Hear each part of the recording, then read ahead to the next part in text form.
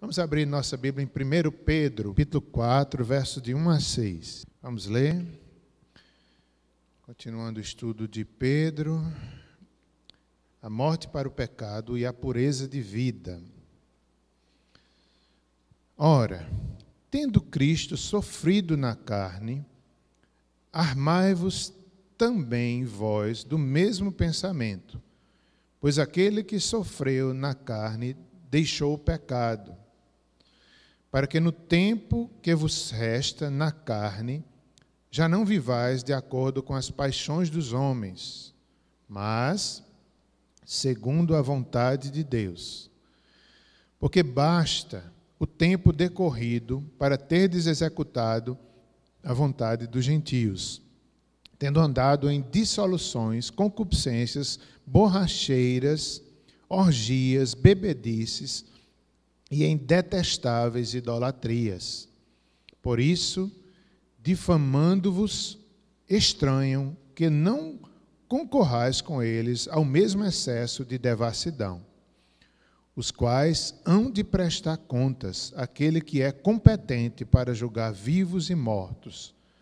Pois para esse fim foi o Evangelho pregado também a mortos, para que mesmo julgados na carne, segundo os homens, vivam no Espírito, segundo Deus. Oremos mais uma vez. Querido Deus, nos abençoa com Tua palavra, tem misericórdia de nós, nos instrui, nos edifica, abençoa nossa mente, nosso pensamento, para que possamos estar cheios de Deus, cheios da mente de Cristo.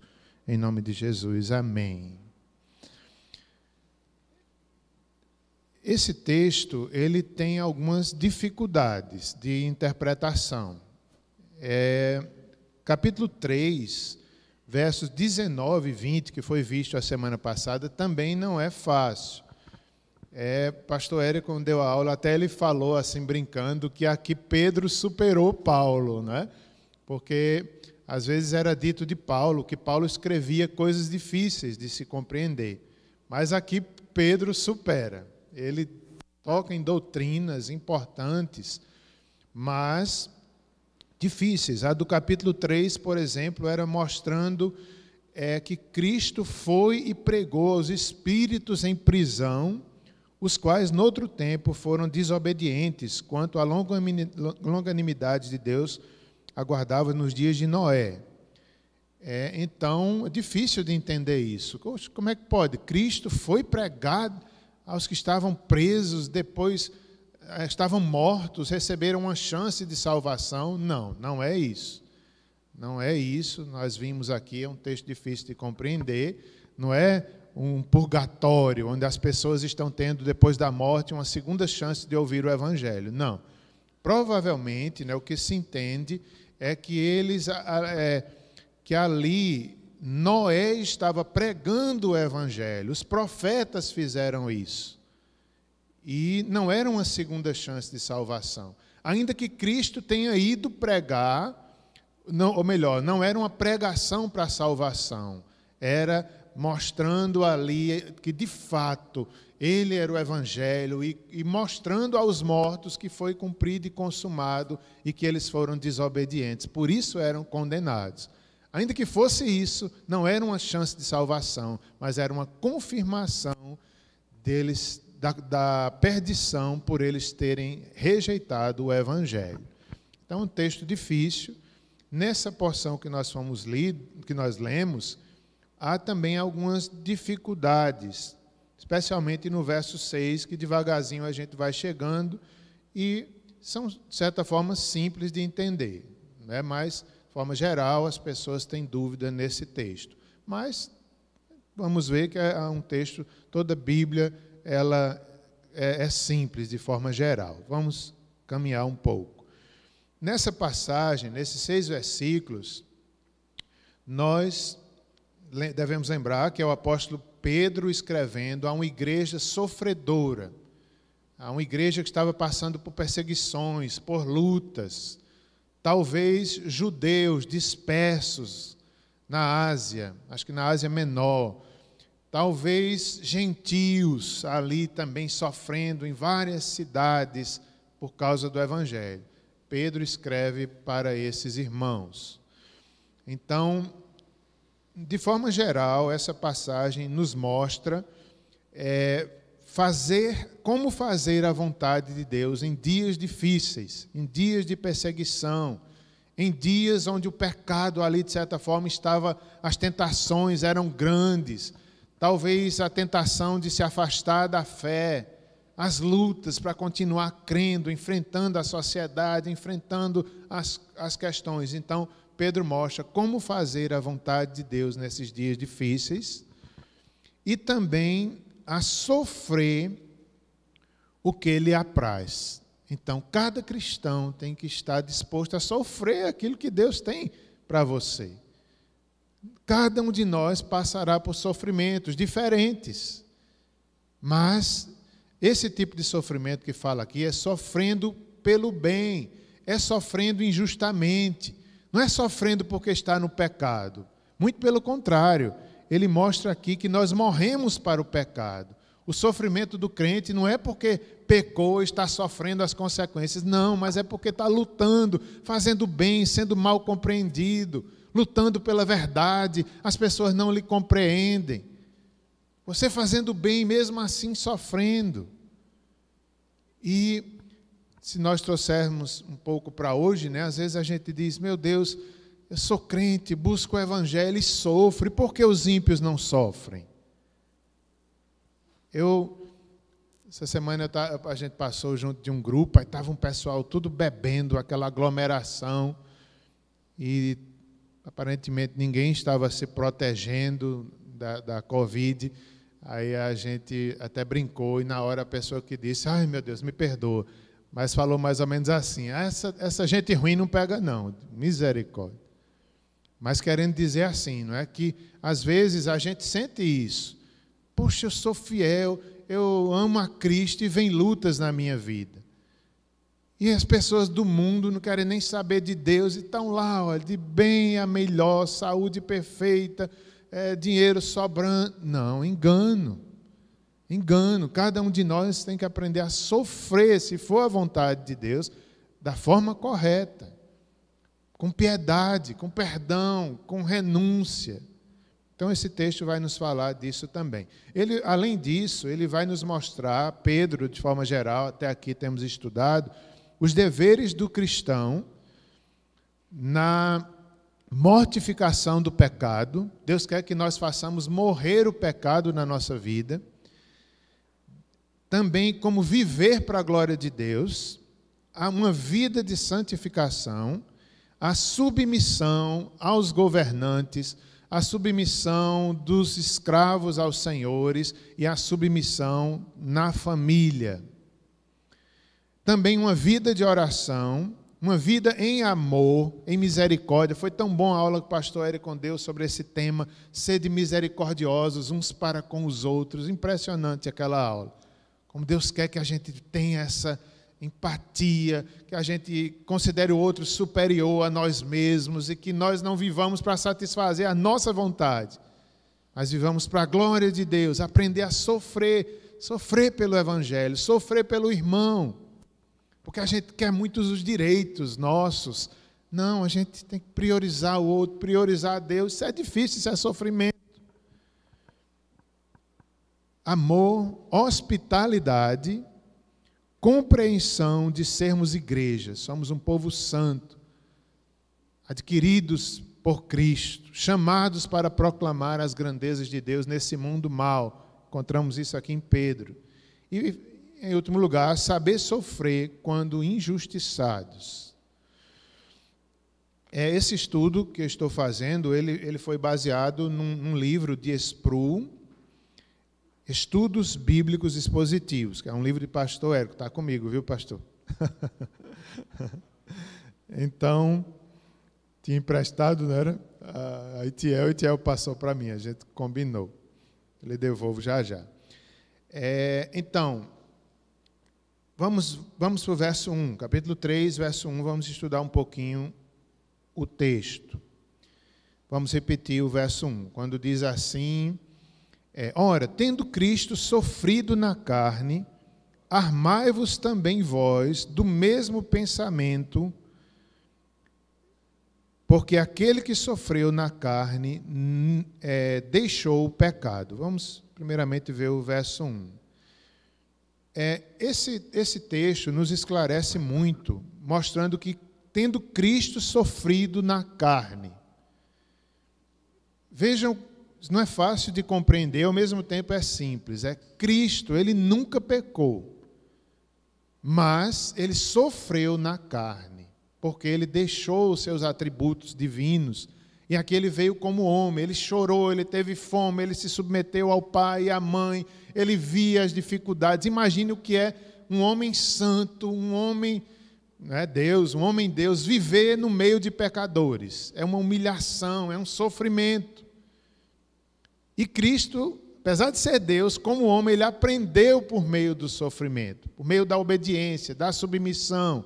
Ele se sujeitou a tentações, mas nunca pecou. Mas ele veio em carne. Ele veio em carne.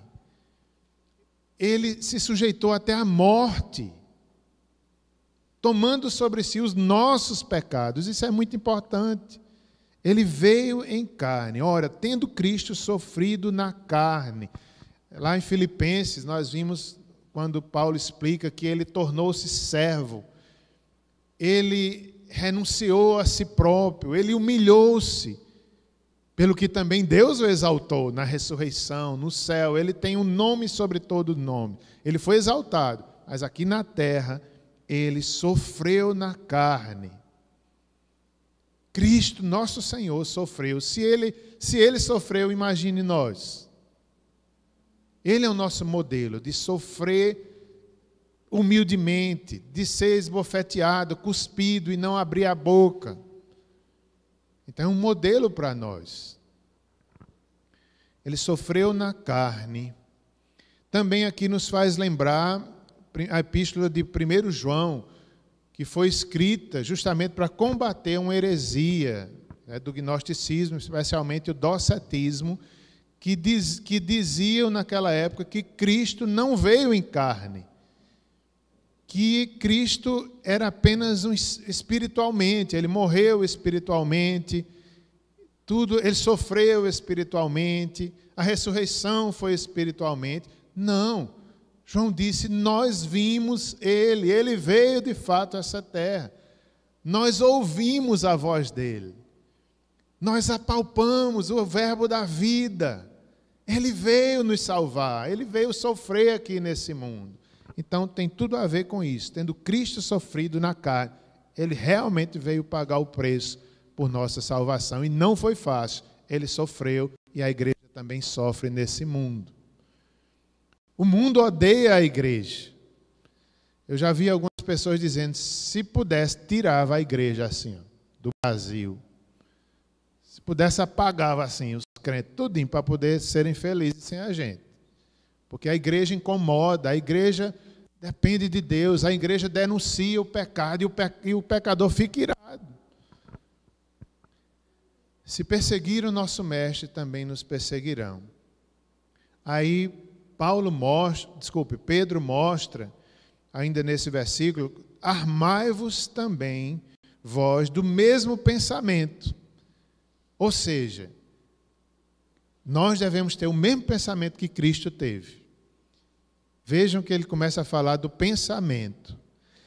E antes de entrar nessa questão do pensamento,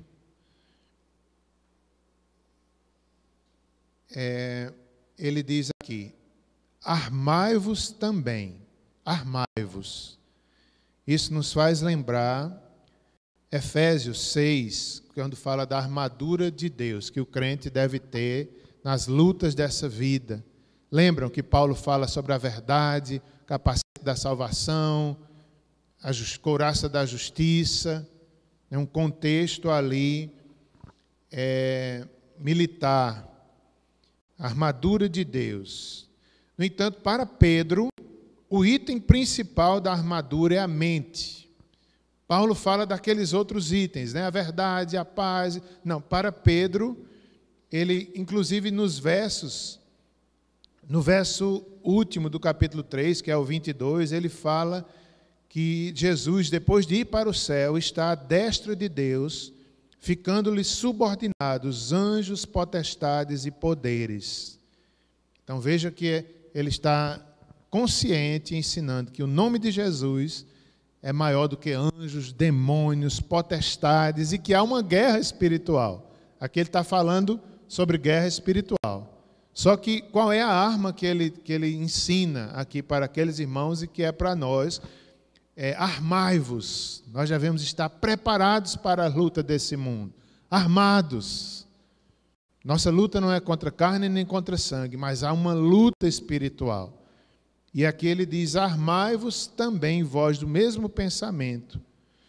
Então, é o pensamento, a nossa mente renovada, restaurada. Vocês já viram essa expressão que tem na Bíblia, que é a mente de Cristo. Nós devemos ter a mente de Cristo. É isso que Pedro está falando. Nós vamos vencer as lutas deste mundo. Nós vamos vencer a batalha espiritual se o nosso pensamento, a nossa mente estiver cheia da palavra, cheia de Cristo, pensarmos como Cristo. Se nós tivermos a mente de Cristo, nós seremos vencedores nessa batalha que já foi conquistada por Cristo. Já venceu.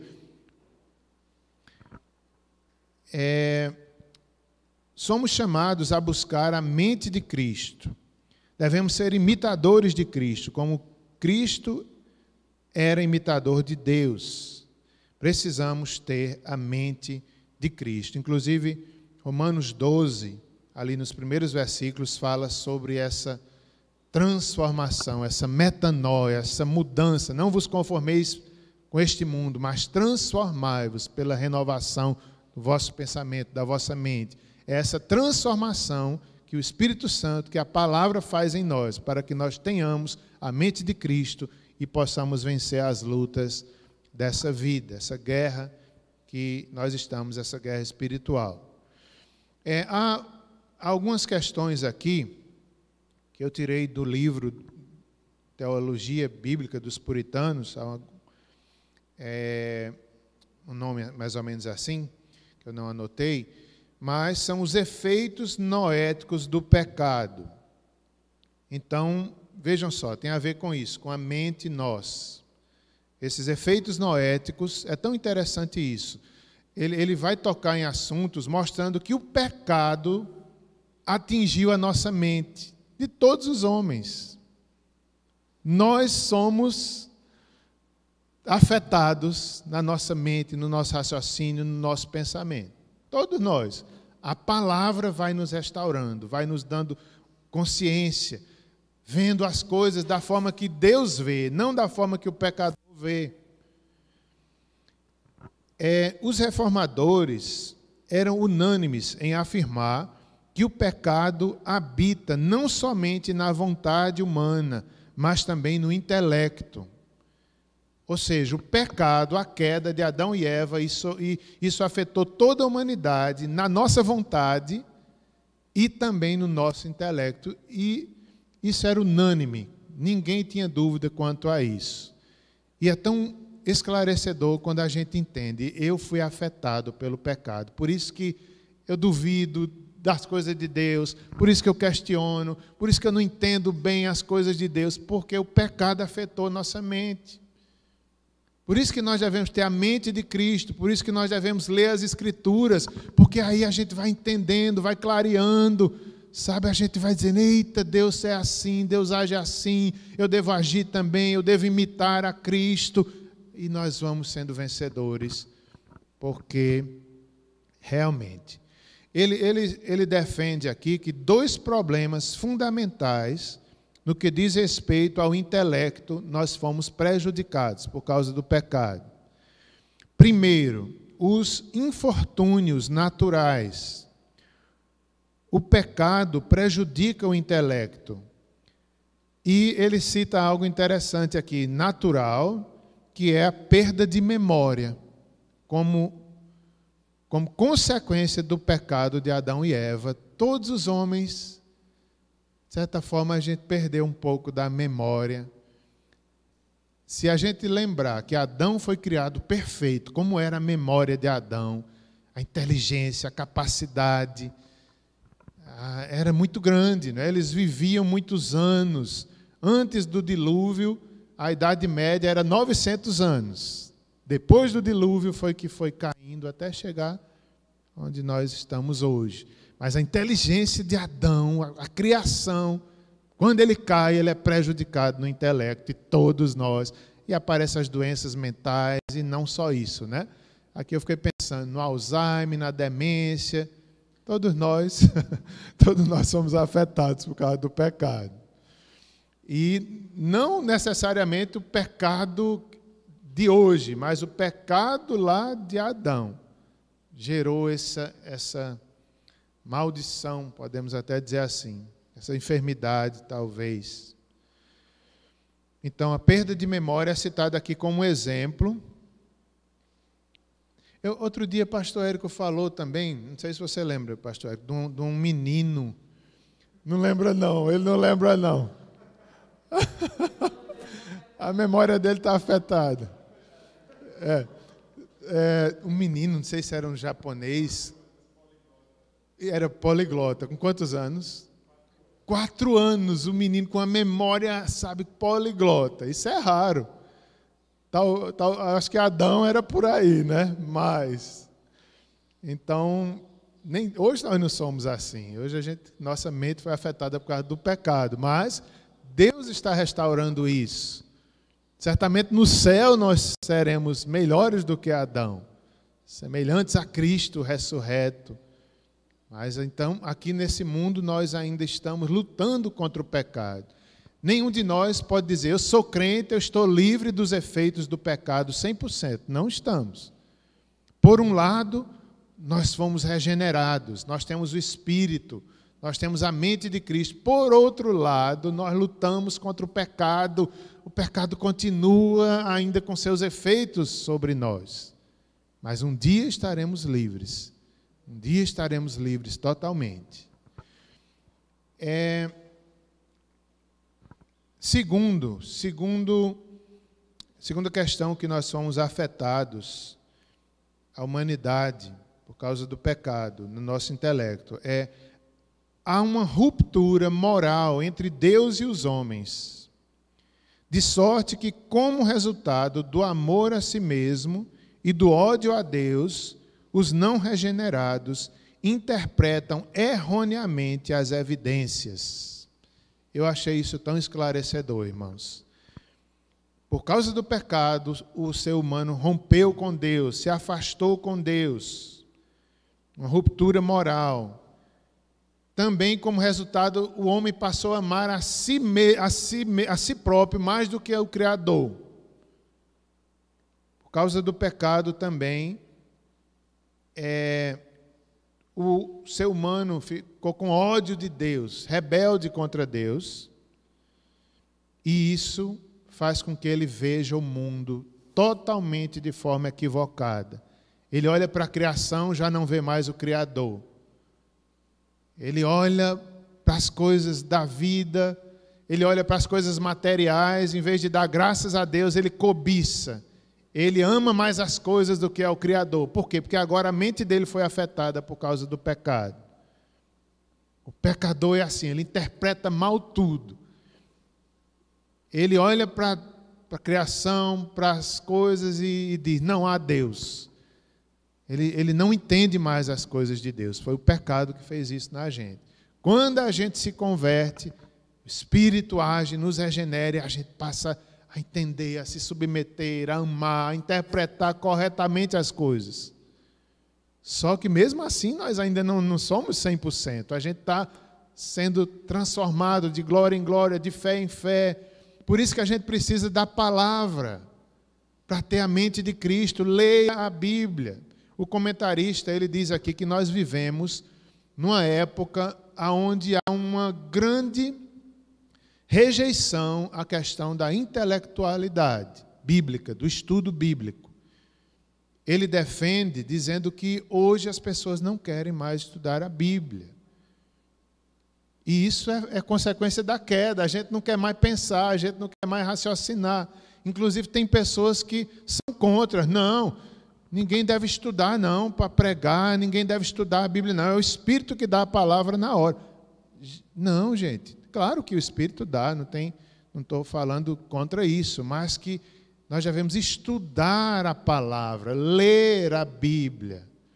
Ele dá um exemplo que eu já vi muito isso, que era de um irmão, acho que era na igreja dele, o Sproul, que ela, tudo que ela queria saber na Bíblia, ela abria a Bíblia assim e botava o dedo em cima. E dizia, Deus está falando comigo. Ela não estudava a Bíblia, ela só botava o dedo assim e dizia, Deus falou comigo.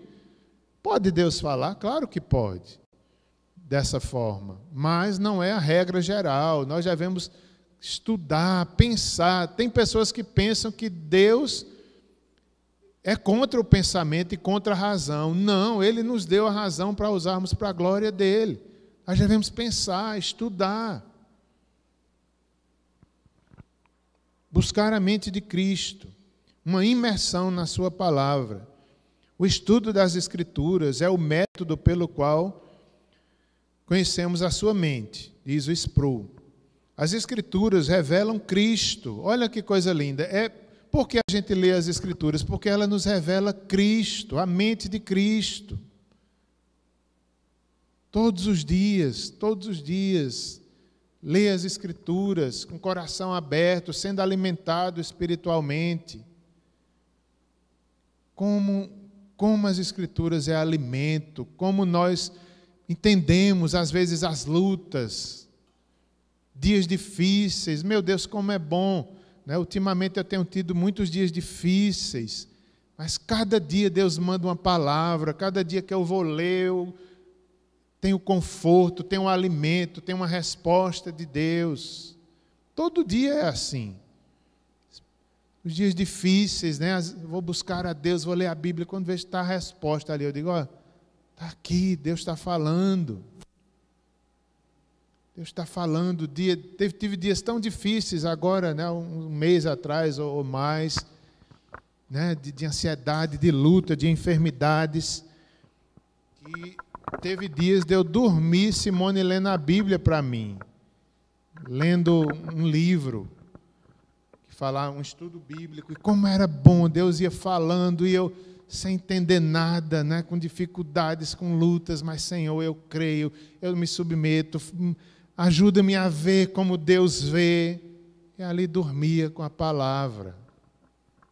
Dias difíceis, problemas na família, problemas em tantas áreas. Mas a palavra nos faz ver como Deus vê. Por isso que a gente ama tanto a palavra. Por isso que desde o Antigo Testamento, esses profetas, eles sabiam do valor da palavra escrita de Deus. Neemias escreveu, né, Esdras, provavelmente Esdras, Neemias deixou seus escritos também. Eles sabiam que estava deixando um registro escrito, para que o povo visse e fosse edificado e Deus falasse. Por isso que Deus deixou algo escrito, porque a gente precisa. Nós somos muito esquecidos. E a Bíblia nos lembra constantemente. Você já notou como a gente é esquecido? A gente é muito esquecido das coisas de Deus. Por isso que Deus deixou um livro.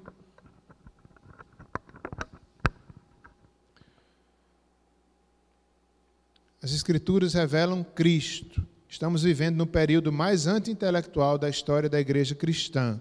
O uso da mente na busca por o entendimento das coisas de Deus é rejeitado por muitos. Mas precisamos mergulhar na palavra de Deus se realmente quisermos progredir nessa batalha.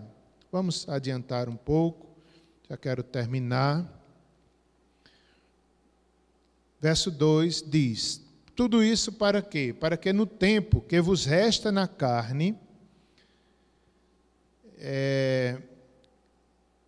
já não vivais de acordo com as paixões dos homens, mas segundo a vontade de Deus. Então ele fala aí que a vontade de Deus é que nós vivamos longe do pecado e das paixões dos homens, no tempo que nos resta nessa vida.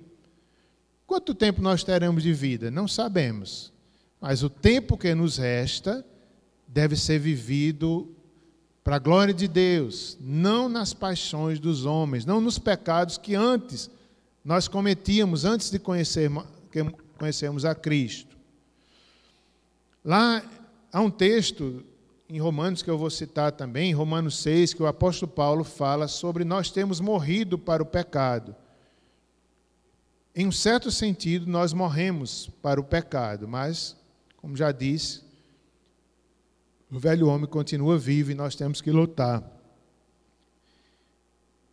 E nos enganamos quando achamos que estamos imunes ao pecado. Mas, pelo Espírito Santo, nós somos capacitados a viver a vontade de Deus e não mais andar na carne. Essa expressão, quando diz lá em Romanos, não mais andarmos na carne, é porque antes nós andávamos na carne. Quando ele diz aqui, no tempo que vos resta na carne, nos faz lembrar também lá de Romanos 6, 21. Acho que é Romanos 6, 21. Quando... Alguém poderia ler Romanos 6, 21? Para eu confirmar.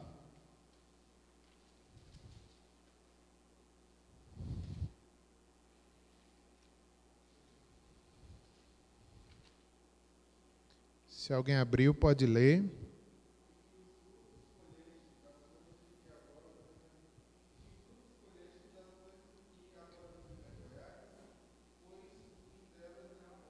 É esse mesmo. Então é Paulo dizendo aos romanos, que fruto vocês escolheram quando vocês viviam no pecado? Nenhum fruto bom. Só coisa que hoje a gente se envergonha e cujo final é a morte, a separação de Deus. Então, Paulo está dizendo aqui, Pedro está dizendo, o tempo que vos resta na carne, não vivam mais como vocês viviam antes, porque só trouxe vergonha para a vida de vocês. O pecado não satisfaz, é vergonhoso, não vivam mais dessa forma, de acordo com as paixões dos homens, mas vivam buscando a vontade de Deus, que é a santificação, a submissão a Deus, a leitura da palavra, uma mente transformada, a mente de Cristo. É assim que Deus quer que nós possamos viver. Verso 3, ele diz, basta o tempo decorrido, para teres executado a vontade dos gentios, tendo andado em dissoluções, concupiscências, borracheiras, orgias, bebedices, em detestáveis idolatrias. Veja que palavra forte, ele diz, basta o tempo que vocês viveram assim. Já foi demais o tempo que vocês perderam no pecado, basta, parem com isso. Basta o tempo decorridos. Quando vocês andavam nas dissoluções, concupiscências, o que são concupiscências? Que são dissoluções, orgias, bebedices, idolatrias. Alguns desses pecados aqui, a concupiscência, as dissoluções, orgias também, estão ligadas a um comportamento sexual imoral, muitas vezes. A concupiscência ela está ligada, às vezes, até a uma questão diabólica. É a carne, a cobiça diabólica pelo pecado. Então, Paulo disse, basta, pare com isso.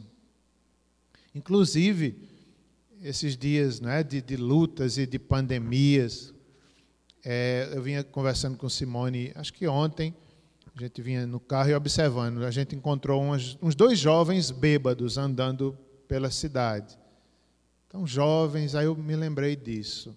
Que às vezes, e Simone disse que, eu acho que ela está correta, não sei se é uma pesquisa, parece que aumentou o número de consumo de álcool agora, durante a pandemia. Sim. Então, por quê? Porque as pessoas, ao invés de buscar Deus, ao invés de buscar a mente de Cristo, vão se satisfazer no pecado para poder aguentar as lutas. Aí vão para a bebedice, vão para a imoralidade, vão para a pornografia, vão para o pecado. Por quê? Porque em vez de ir para a palavra, em vez de ir para a vida no Espírito, para a mente de Cristo, vão para esses pecados aqui que Pedro está dizendo. Porque o pecador que não tem Deus, ele tem que ter uma moleta Ele tem que ter algo, um entretenimento, algo que ele, para aliviar as lutas dele. Aí o pecado domina. E Pedro diz, basta, não é assim que Deus quer que vocês vivam.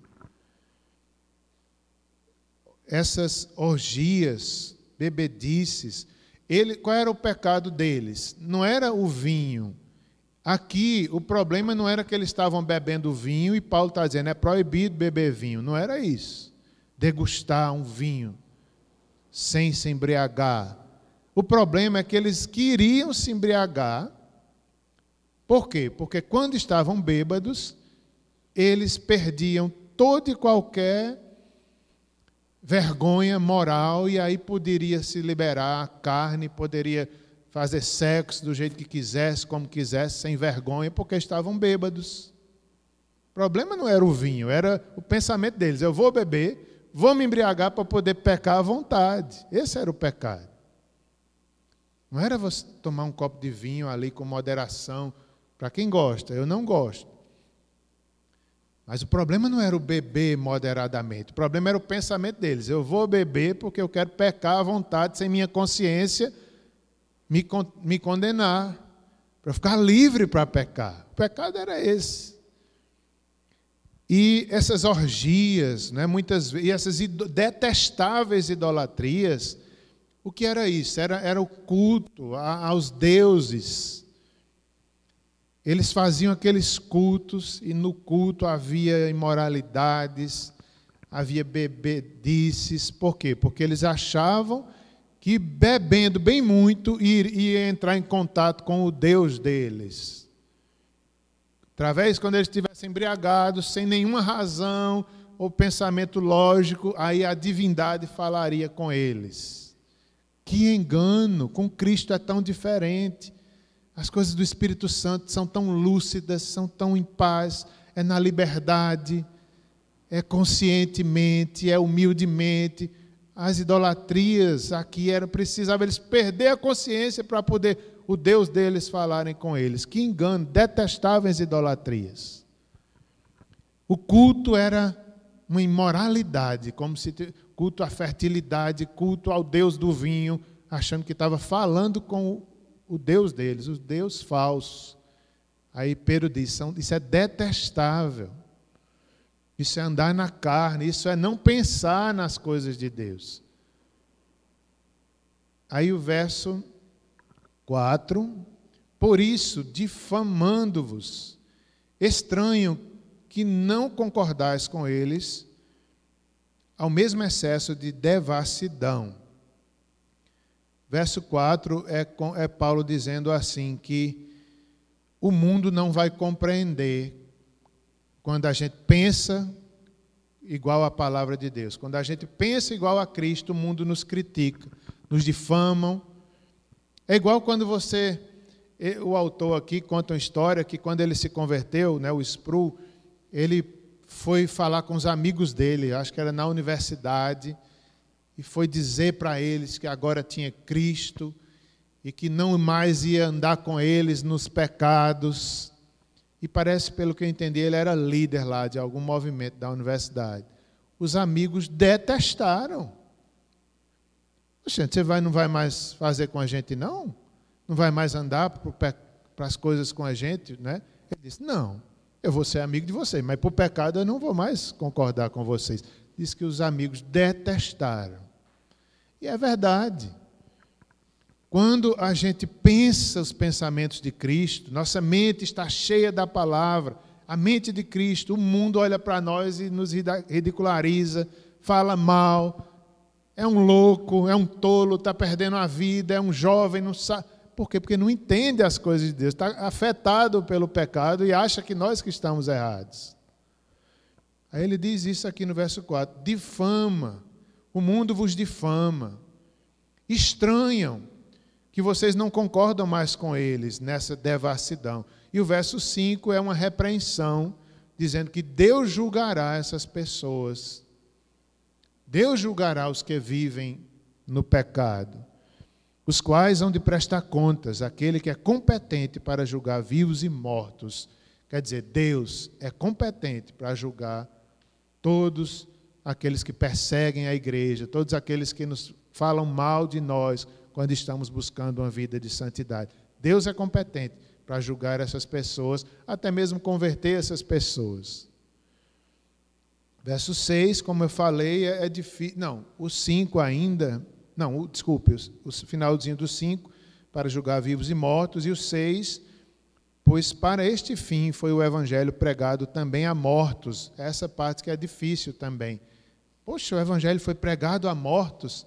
Tem algumas pessoas que acham que é um complemento ali do capítulo 3, verso 19 e 20, mas não é. Versículo 6, pregado aos mortos, para que mesmo julgados na carne, segundo os homens, vivam no Espírito segundo Deus. Então, não é que como já falei, não é que há um purgatório, que as pessoas depois da morte estão lá esperando alguém pregar, Cristo ir lá pregar para que eles tenham uma chance. Não é isso.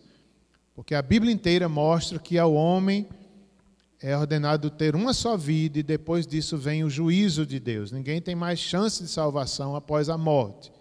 Mas aqui, pelo que se entende, diante de toda a doutrina da Bíblia, é algo simples. Dizendo que Jesus, ele pregou o Evangelho e aquelas pessoas que já haviam morrido, né? Até mesmo Jesus já tinha subido ao céu nessa época. Então é como se Pedro estivesse lembrando. O Evangelho foi pregado. Eles já morreram, eles vão ser julgados por Deus. E, além de Jesus, Pedro também tinha pregado a muitas pessoas que também já tinham morrido. E agora Deus iria julgá-las. Enquanto foram vivas, eles ouviram o Evangelho, ou creram ou rejeitaram, e Deus iria julgá-los. É só isso, né? Mas aí as pessoas ficam questionando, sem entender como é que o Evangelho é pregado aos mortos. Não é. E ainda que fosse, não era para salvar, era para reafirmar a condenação por terem negado o Evangelho aqui nessa vida. Vamos finalizar por aqui. Fazer uma oração. Ó Senhor, tem misericórdia de nós, enche nossa mente com Tua palavra. Nós queremos pensar como Cristo pensou. Reconhecemos que o pecado afetou nosso intelecto, afetou todo o nosso ser, mas o Senhor está nos restaurando a cada dia, pela palavra, pelo Espírito, pela ressurreição, morte e ressurreição de Cristo. Obrigado, Senhor. Continua a obra, continua a nos santificar.